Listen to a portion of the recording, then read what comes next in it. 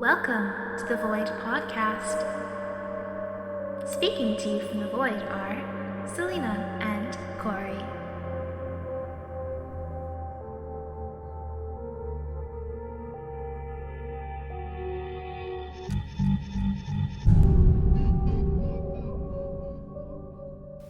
Okay. Alrighty. I don't know why I got giggles, like I was just like, oh man, this is funny. I don't know why. Alright, I'm welcome back all of our podcasts. It's been, how long has it been since we made our last one? It's been a hot minute. It's been a minute. It's been a while. Is that you saying you don't know? I don't know. It's okay, I don't know. It's been a while. It's just been a bit. It's okay. Mm-hmm. But we got some questions that we want to answer today, and I mean, I'm excited to get back into it. Me Honestly, too. I really look forward to these. Yes. So which one do you, because it looks like we have the perfect amount where we could do lighthearted, serious, and then lighthearted, and then, I guess, no, we only have one kind of serious one. That is true, yeah. So we could save that for the middle. That'll be the climax of our episode today. Sure. I am down for that. You're the one that has all the questions in front of you, so... Oh, shoot, I didn't even think about that. I guess I'll start off with the first one, and this will be more of, like, a you question. Okay. Me? Well, yeah, so the question is, what is the best brownie? Cheesecake brownie? Oh, wow. That's okay, it. Obviously. I didn't get to read the whole thing. Okay, continue. But I guess you answered it. Well, no, you kind of answered it, because the reason I say it's a you question is because I don't eat chocolate. Oh, so, I gotcha. I guess, oh, well, I guess, I mean, blondies are made like brownies. They're just vanilla, though. I think so, yeah. I've never actually had a blondie before, though. So, I'll say blondies are the best just because I'm not a chocolate person. That's valid. But, so I get them from Applebee's, and they serve them fresh out of the oven, so they're still, like, really warm. Aww. And then they put vanilla ice cream on top. That sounds so yummy. So, I guess I could technically, in a way, it's not technically a brownie, but, I mean, it's close enough. I mean, does it have to be chocolate? Does a brownie have to be chocolate? I thought it was more of, like, the texture that makes it a brownie. I have no idea how brownies work. I'm not a baker. Because brownies... I just always assumed it was just chocolate, because I grew up with it only being chocolate. Well, yeah, brownies. Same, pretty much. But, like, they have a very specific, like, sort of a dense, like, chewiness to them. And, like, Sometimes... I remember once my mom was like, oh, yeah, I made some brownies just to, like, have on the counter or whatever, and I went, but, like, they weren't brownies. It was just, like, chocolate cake in, like, the shape of a brownie, and I was like, this isn't a brownie. It's a completely different texture. So, like, if I had a blondie, I would still be like, yeah, this is a brownie. It's just, like, a vanilla brownie. Okay. So, yeah. Alright. I never really... So, wait. So, you said cheesecake. Is it, like, a specific flavor that you like? Or is it just, like, simply cheesecake brownie? It's literally just chocolate brownie, but then there's a layer of cheesecake on top. And it's the fucking best. I mean, I would probably just scrape the chocolate off, though. But, like, I think I would... I mean, in that sense, isn't it just cheesecake, then? That's also valid. I'm gonna go with I think I know. I think I do like brownies, and I just was confused. Okay. Alrighty, and then for another question, someone asked, what is the best way to make a snowman? Well, probably with snow. I don't normally... Who knows? Honestly, I don't really make snow people very often. Like, I love... Really? It's my favorite weather. I love being in the snow so much, but, like, my favorite activity to do in the snow is literally just to, like, be out in it. And, like, it's so gorgeous that I feel like making a snowman, like, disturbs the, like, beauty of it, because then the ground is all weird. So, I don't really, but every time I do make a snowman, I always like to do this thing that my dad said he did when he was younger, where he'd make a snowman and then he'd, like, make the mouth, like, a hole and then make a tunnel through the entire snowman so that you Oh could my. like take a snowball and throw it, and then it would like go in the mouth and roll out the bottom. I actually love that. I know, it's so fun. So I Oh really my. like to do that. Oh God. It's been. When was the last time I made a snowman? I've lived in Florida for like almost 4 years now, and I hate it. But like whenever me and my sister would make snowmen, we just kind of did it the classic way, where you just kind of roll this one giant piece. But the only thing, like, you roll the big giant piece, then you make the middle piece, and then you make the head. But we would always like smoothen it out. I don't know why, but I used to get so bothered by when it's just like three clumps on top of each Oh, other. dude, yeah. So I would always smoothen it out, and every now and then we would just like, we never did like the whole classic, oh, the coal pieces and the Uh-huh. carrot. We always just made little weird funky faces on them. Aww, that's really sweet. Usually me, whenever I was feeling chaotic, I would tackle the snow person.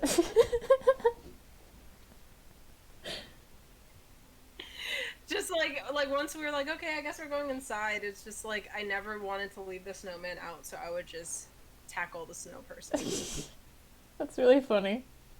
You don't even leave it out for the universe to enjoy it. No, it's for me and me alone, and then when I'm done, I just take it apart. Wow. So I guess not really. I mean, not really of answering the question. Best way to make a snowman. I feel like it's all up to you, and as long as you're having fun while making it, kind of. That is correct. That is the best way to make a snowman. Yes. Absolutely. And tackle it if you want to. Yeah.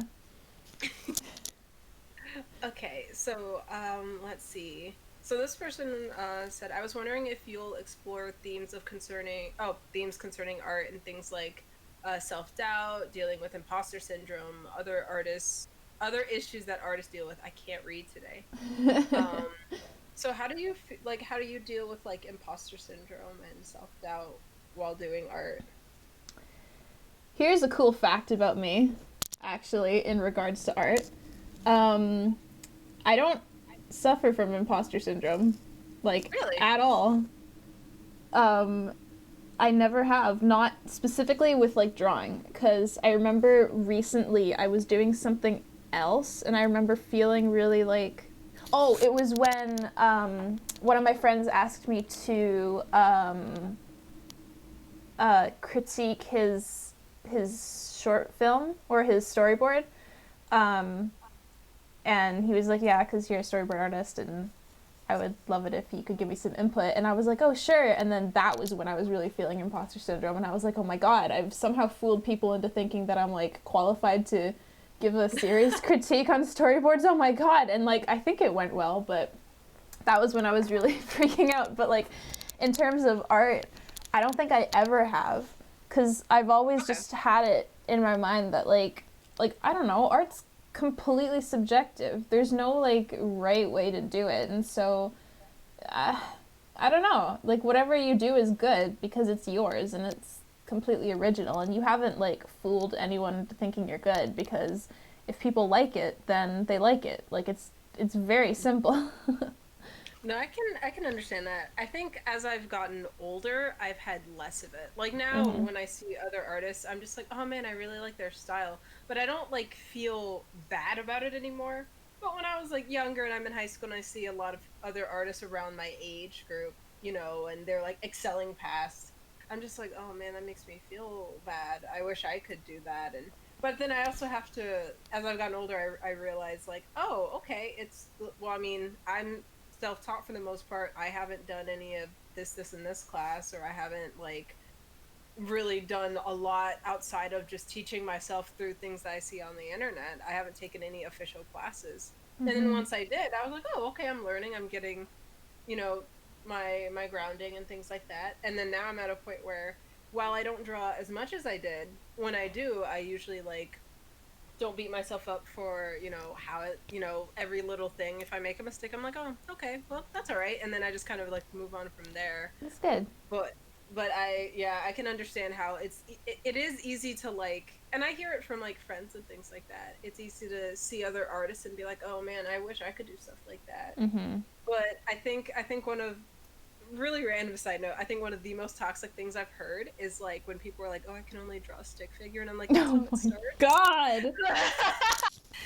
Like, like it's like one of those things that like, and it's so funny because when I think about that statement, Mm-hmm. with that statement specifically, is I started drawing stick figures. Yeah. Like when I was in like when I was in like elementary school, I remember I made like, God, I wish I still had it. I don't know if I do. It's probably at my parents' house. I made a 40-page comic with stick figures alone. Whoa. And I was probably like 8 or 9. And it was just like a project I worked on like every day. And I had so much fun with that. But because I started with that, I was just like, oh man, I like drawing these stick figures. Mm-hmm. Like, I think I don't Like showed you how to like work with stick figures. And yeah. I don't remember the first like I remember when I first started drawing. I mean, I was like young, but like one of the first drawings I ever made was like it wasn't like a stick person, but it was like every body part was just like a circle, you know? yeah. And like I don't know if every time someone's like, "Oh, I could barely draw a stick figure. I could barely draw a straight line." Ha ha ha. I'm like, "Well, with that attitude, you're setting yourself up to fail before you even start because like everyone starts out like that." So like, I don't know. Don't beat yourself You up. in stick figures is for the most part how you start doing like drawing bodies and anatomy. You start off with like a loose like idea. Mhm. And so with, when people kind of tell themselves that of like, oh, I can't do more than that. And I've heard people who say that, and that's why they never pursue art. They see all this art and they're like, oh, I want to make art, but they're like, oh, I can only do these little stick figures. It's like, well, with that attitude, you're gonna stay only doing stick figures. Yeah. We didn't like Ooh. get born. And I mean, of course, in life you shouldn't, but like especially with your art. Yeah, exactly. Like it's Yeah. not something that you just like are born with. You Uh-huh. like practice and learn it, and with repetition, and like you have to be patient with yourself Uh-huh. with that. It's not something that just like you go out and do. And even with life, you shouldn't be comparing yourself too much to other people. It's okay to see someone's art and that art kind of almost be like a motivation for you to get more into art. That's Yeah. fine. Yeah. But like don't look at someone else's art and be like, oh, I will never have art that looks like that. My art is crap compared to their art. It's Mhm. like use that as a motivation. You see that art, you're like, you know what? I wanna make something like that. Yeah. It's really easy, and dealing with it is it's mostly I guess dealing with it, it's a lot of like in yourself that you are a valid artist or creator or anything. It's really easy to get lost in like how the world is like, oh, this person is like, you shouldn't idolize too much. It's okay to like admire someone, but idolization is very toxic. Yeah. Totally. I would say like, yeah, that's the most important thing with dealing with imposter syndrome, is just reminding yourself that you are a valid artist and creator, and that um, you know, reminding yourself that these are people, they had to go through the same steps. They didn't just blink and they learned how to draw. Mhm. Like it's something that comes with practice and patience. Yeah. Even if like the internet makes you think that, it's like not true. Like we choose what we post, so obviously we're only going to post the like good stuff. So you don't see how much work and effort and failure and trying and trying and trying went into the process. And so you see your own failures and trying and hard work because it's yours, and you think, well, they didn't have to do that, but like we did. We just don't show it. Yeah, and then usually like over time, like it's gonna be less and less steps, because as an artist, you just kind of are like, oh, well, this is my way of doing that. And you don't Mhm. have to go by the like, it's not gonna be like a drawing book where you have to go through each step every single time. After a while, it's just like, Mhm. oh, well, now I've learned this and I've learned my way of doing it, and I can do it by sight. I don't have to completely structure it. anymore. Yeah. But you don't understand like what they had to go through to get there. Yeah. Like it probably took them years. You see all these, you see these like really famous animators that are in their like 60s, and it's like, well, yeah, that makes sense why they're there now, because they had to literally start from the beginning Yeah. of like, I it's just I feel like it worries me with a lot of like people. The stick figure thing was just in the back of my mind. I've been thinking about that on and off recently, because every single time I hear that I get mad. Yeah, same. Okay, this is the kind of person I'm gonna be talking to. But at the same time, most of the time they're just misguided. They don't really mean any harm. It's like, come on. Yeah. Alrighty. So then, oh wow, we're already like halfway through. Wow. So you said we got one on YouTube. And Yes. you said it was, who asked it? My friend Megan. Ooh, hi Megan. Megan is awesome. So then what was Megan's question again? It was... Let me see. This is the one question I actually have on my screen because it was on YouTube. And Megan says, what kind of things do you do when you want to treat yourself to a calm moment? Okay, I'm gonna let you start us off with this one. Let's see.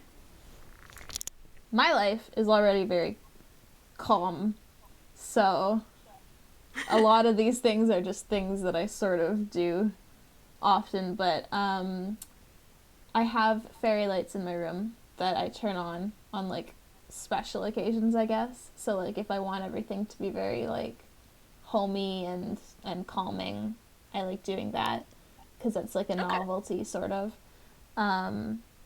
Making tea, I have a lot of like really nice teas, and I really like drinking tea. Just the reason I just don't do it more often is literally just because there's so many steps involved, and I'm just like, no, it's boring, so I don't. But I do really like drinking tea, so when I do want to calm down or like have a nice quiet moment, I'll be like, yeah, okay, I'm gonna actually make myself get up and start turning on the kettle, and then I have a nice cup of tea, and it's lovely. I like taking baths too as like another really special occasion, because again, it's a lot more steps than like a shower, but it's so nice and comforting, and you can light like candles, and I have like a playlist of like music that I like to listen to. Oh, and it's just really sweet and nice, and I always feel like revitalized afterwards. So yeah, That sounds really nice. Those would be my things, my special things. I agree with fairy lights, because I have fairy lights in my room. So I typically use them at night though, because I don't like sleeping in complete darkness. Mm-hmm. I hate it, and so I have these it's like purple, pink, and white fairy lights at the front of my room. I also have glow in the dark stars on my ceiling. That's so pretty. It's something my parents never let me do it as a kid. So then I'm like, wait, I'm an adult. I have adult money now.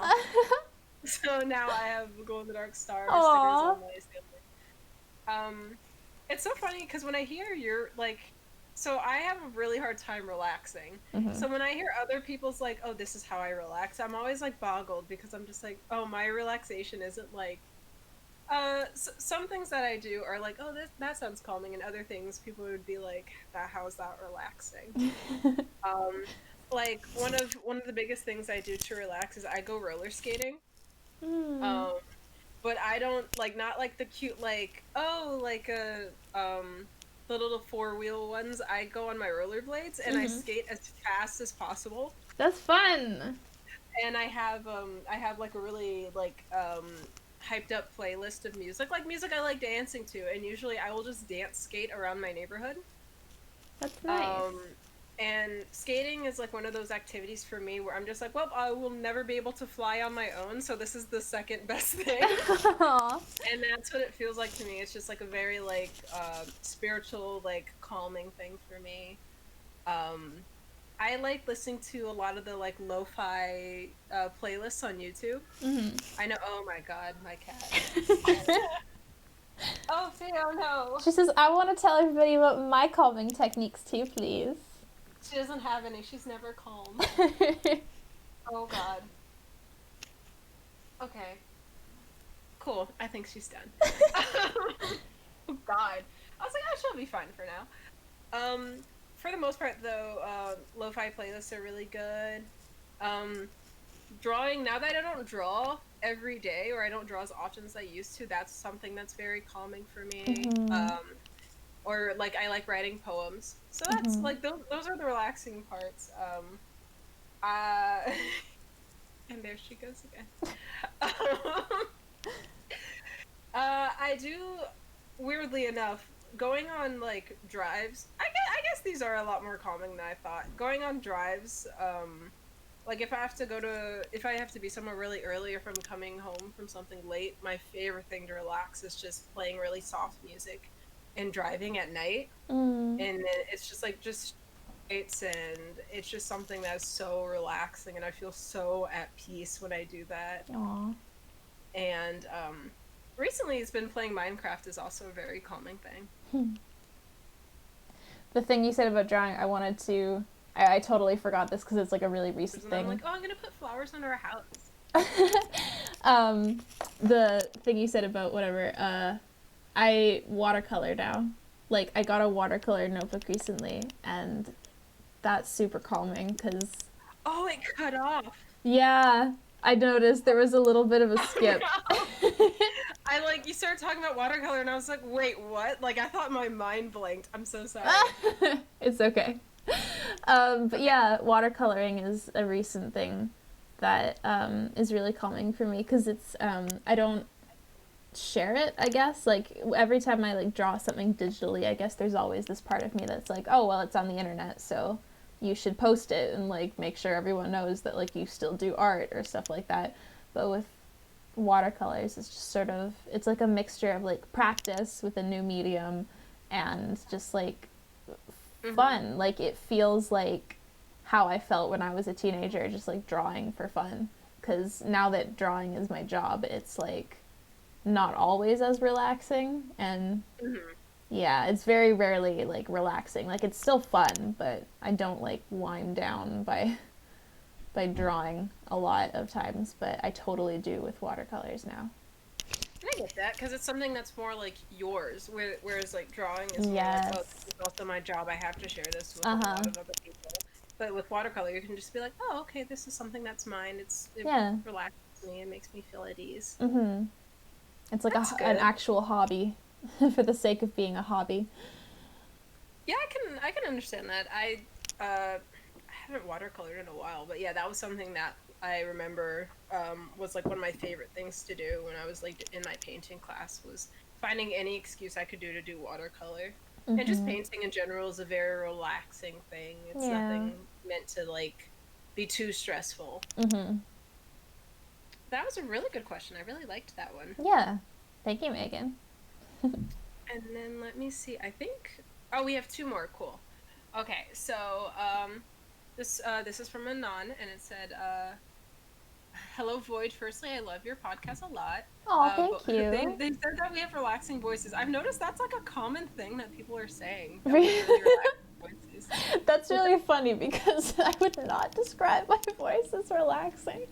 Right? I was like, I feel like I get loud when I talk on these. So I mean, it's like, I sort of try and tailor my voice a bit because, like, my family tells me all the time that I come off as, like, rude or, like, aggressive, like, constantly. So I'm same. like, yes, I'm like, I think it's, like, an autistic thing that, like, I think it might be. yeah, but, like, so I'm always, like, really self-conscious and I, like, make such an effort when I'm, like, talking with people online because, like, my voice is like the only thing that you're getting. You can't see my body language and tell that I'm actually like cool or whatever. So I get so self-conscious. I'm just like, I promise I'm not crazy. I just get really loud when I'm excited. Yeah. But then other times I'll like say something, I'm like, wait, that's kind of rude. I know. I've done that before too and been like, wait a minute, okay, I actually heard it that time. I'm so sorry. Okay, but they said that they said we have relaxing voices and seem very kind, so that was Aw, really nice. thank you. And they said, secondly, they want to hear more movie opinions from us. And so their question is if we could remake any movie or movie series with our vision, what would it be? Ah. They said that they would want to do How to Train Your Dragon adaptations that follows the books in story and tone more, but they Ooh. still love the DreamWorks movies. Yeah, So yeah. yeah, you know, I'd be interested in that. I would be interested in that too, because like I love the books and the movies like so much.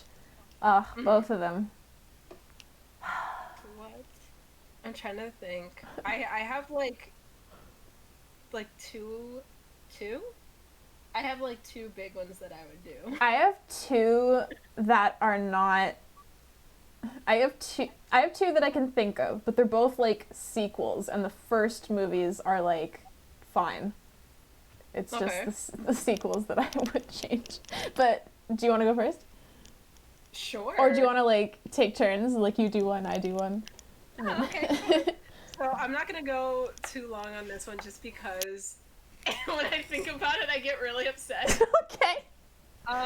Specifically, I would redo the newest trilogy of Star Wars movies. Oh. Because so the first one was really good. I liked it. It was a good like start on. I'm gonna also, this is spoiler free, so anyone who's interested in Star Wars or wants to get into Star Wars. But the first one was so good, and it was a good setup to a cool story with cool new characters. And then they switched directors, and like the whole vision was just ruined for me. And I was like, okay, well, okay, cool. They're making a third one though, so they can come back from this, and they didn't. It was worse than I imagined. So I would obviously focus it more on the character Finn, and I would make it more of like, oh, I don't want it to be for L, and I'm going to tell this story. I don't want it to have to focus on the nostalgia of the older movies. I want it to be something really good and really beautiful. Mm-hmm. This was just kind of like a dumpster fire for me. Aw. Yeah, I never saw it, but I mean, I agree with you.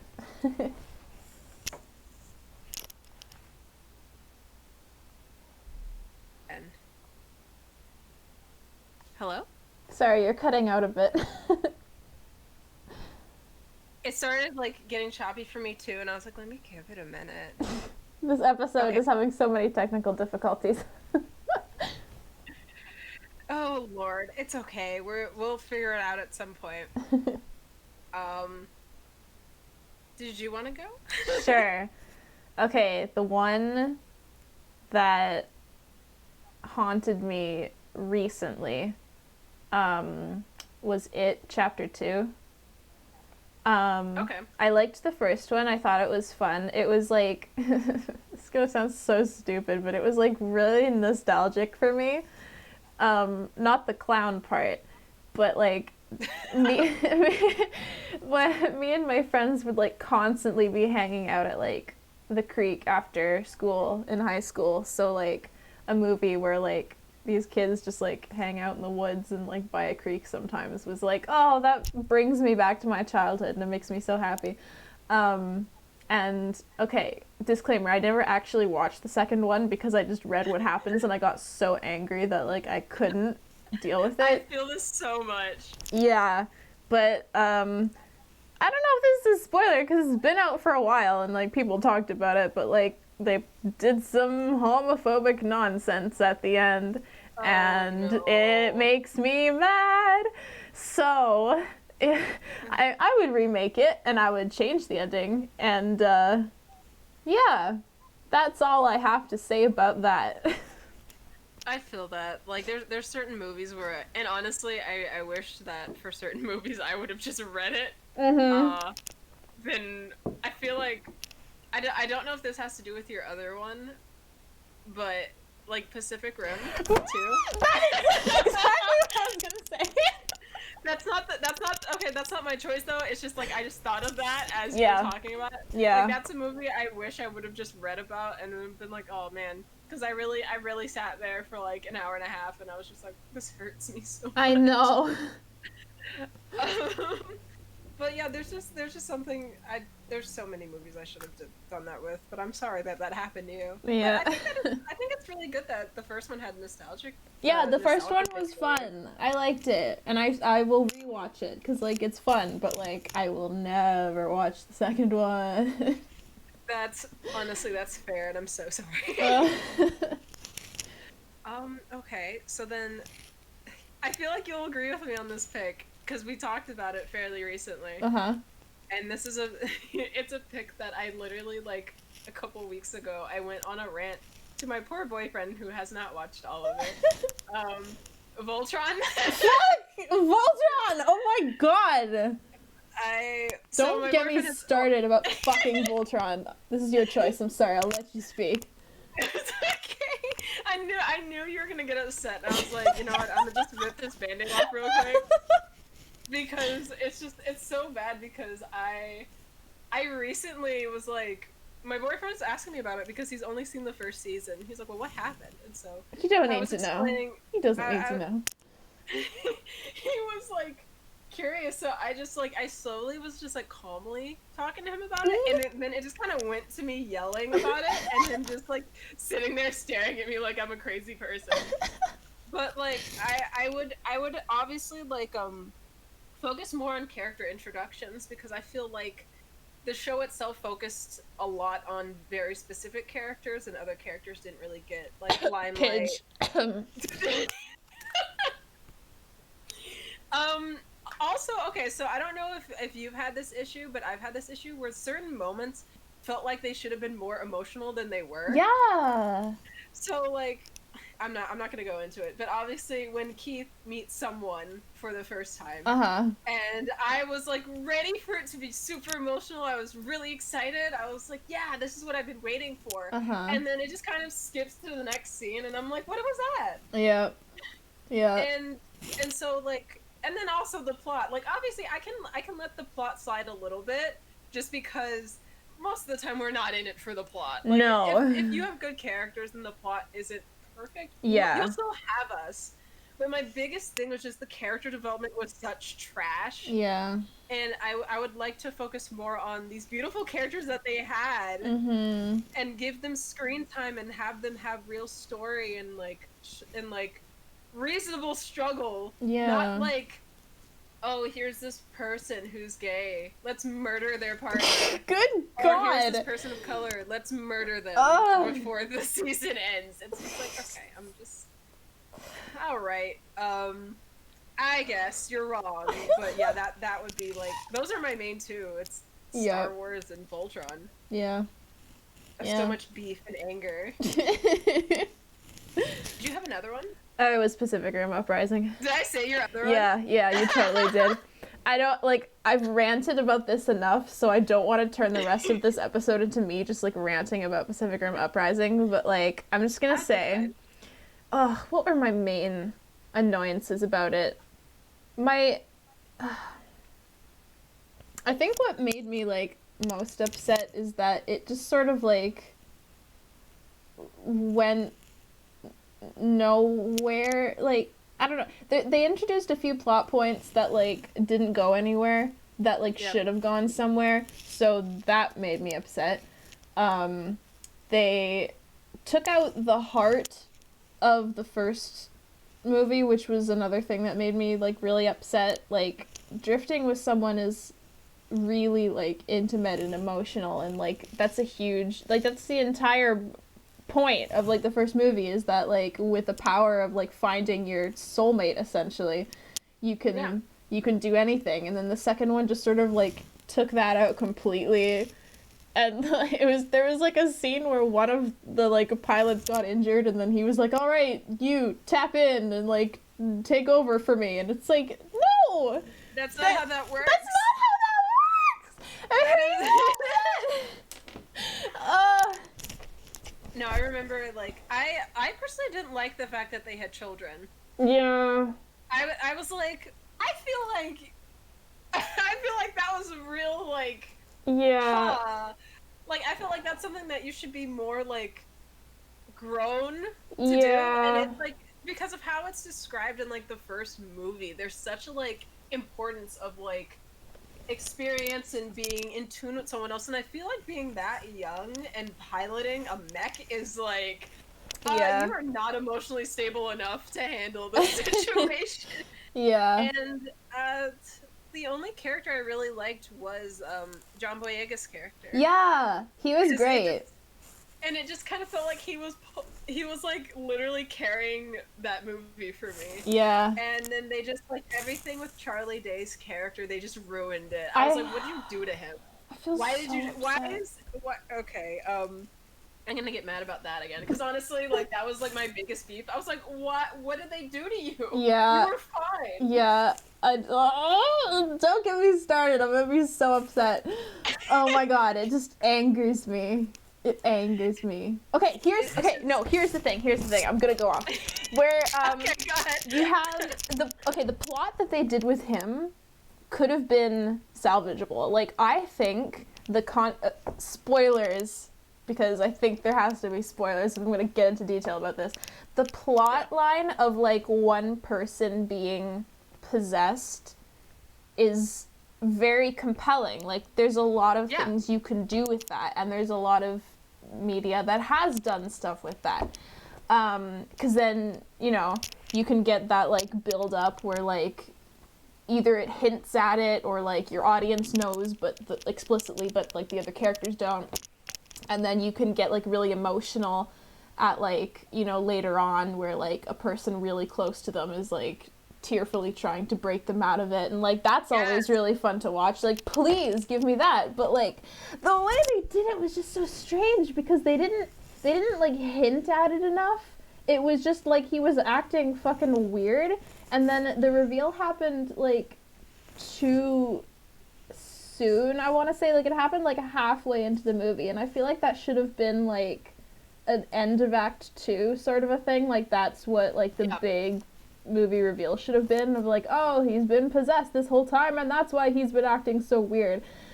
And then like after the reveal, he just kind of like fucked off and like did other stuff, and then like when he was taken down, he wasn't even taken down by a character that would have been made it like interesting. It was just like some guy who like was like, okay, yeah, I got him, and it's like, okay, well, that's not very dramatic. Just everything about the plot line. Like, it could have been good, but it wasn't. Yeah, it was such a letdown compared to the first one, and it's just like, man, you really have like this world that was just gift wrapped to you. Mm-hmm. And you ruined it. You so ruined it. Also, they killed Mako. Can we just bring that up? It's one of those things you feel like it's so easy to do. It's really not that hard, but it's fine.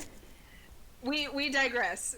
We have a lot of feelings about Pacific Rim. Pacific Rim, the first one, was good. It's just chef's kiss. It was perfect. Okay, and then we have like one more question, and it's kind of a funny. This is our last one. For some reason, I can't stop laughing. I read it to you before we started recording. Yeah, but it's funny. Someone said, okay, so what do you think? What do you guys think was going on in Wreck-It Ralph 2? Like, do you think people thought Ralph was like some sort of VTuber, or I really don't. I really don't know. I just kind of.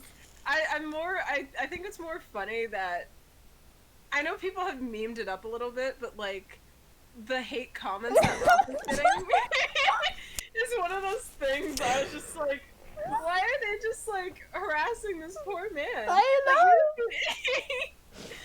And like when that movie came out, VTubers weren't really a thing yet. Mm-hmm. So they probably. Oh well, no. There's actually, now that I think about it, there was like a few, but it wasn't like a huge thing.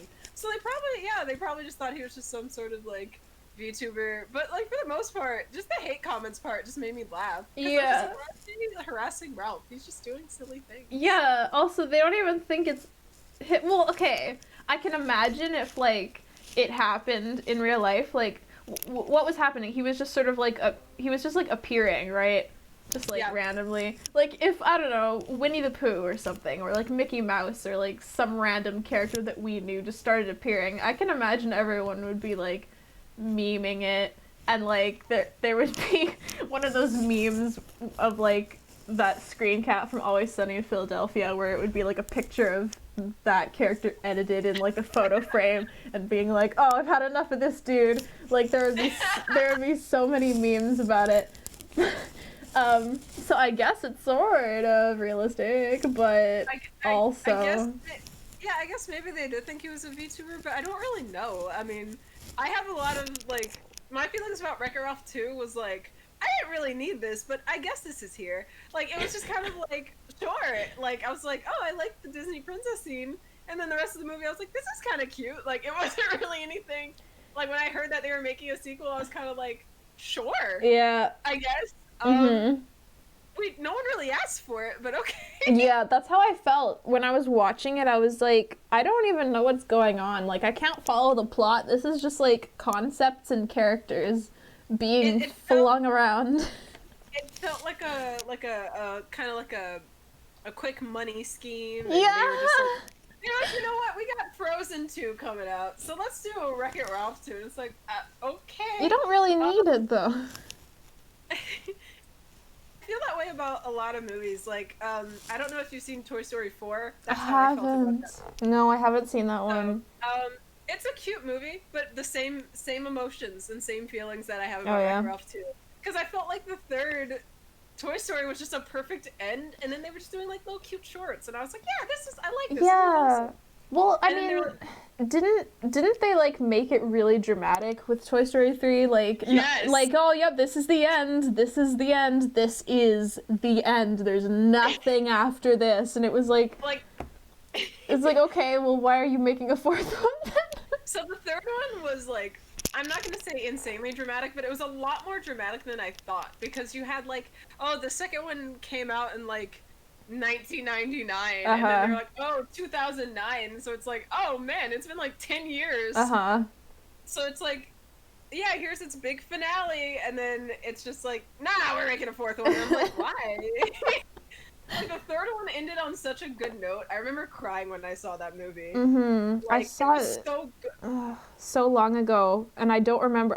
But I think I may have cried because, Because they made it just seem like this is it. This is the end. No more of this franchise. And I was like, yeah, I'm fine with that. You know, it ended so good. And then they did like little shorts of like all the toys living with their new owner, and I'm like, that's great. And then with the fourth one, you know what? I'm gonna spoiler alert, because do you care? Actually, I don't give a fuck.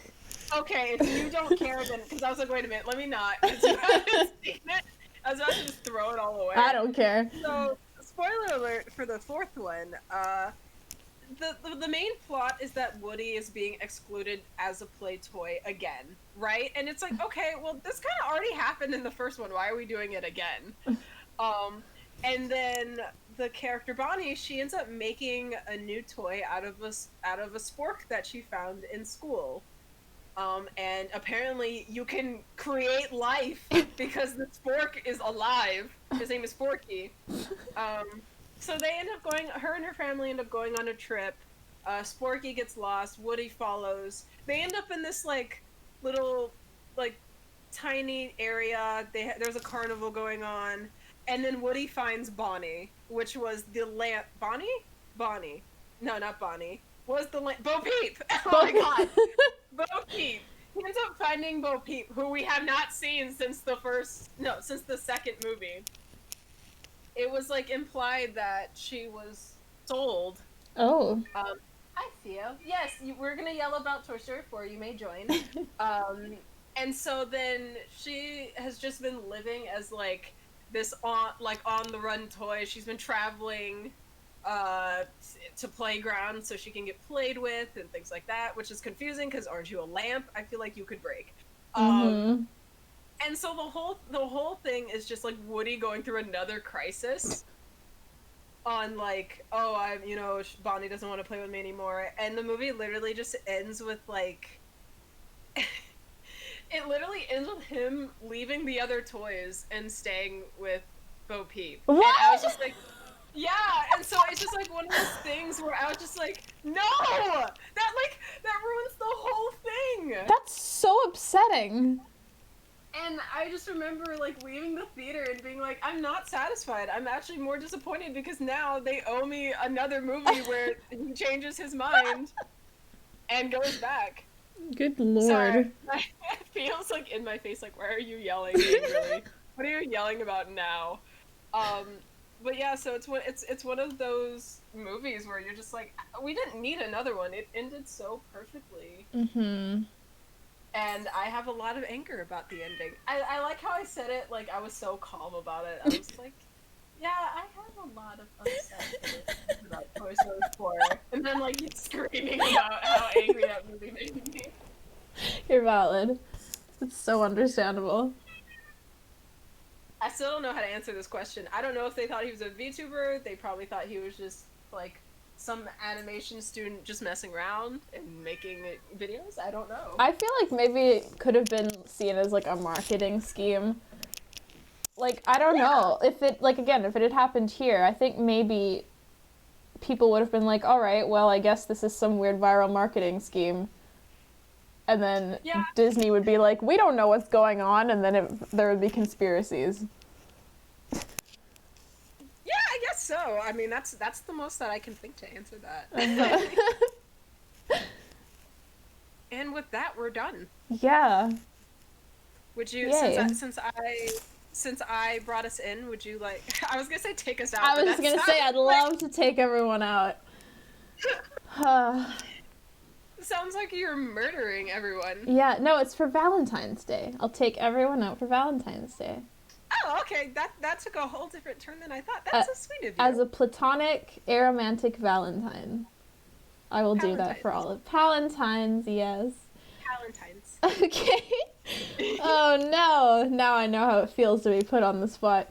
Yeah, now you know how stressed I get.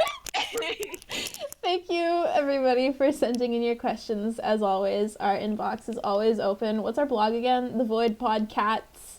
I forgot also. .tumblr.com. You can ask us for advice. You can ask us for just like opinions. We love to talk and chat about anything, so any question is nice. My name is Selena. This is Kori, and we're happy to be here. Oh my god, Kori, this is so bad. This went so horrible. It's okay. It's a perfect way to close out this podcast today. Oh my god. Thank you. Thank you guys for listening in. Thank you. We appreciate all of you so much. Thank you, and we'll see you guys next time. We'll see you. Bye.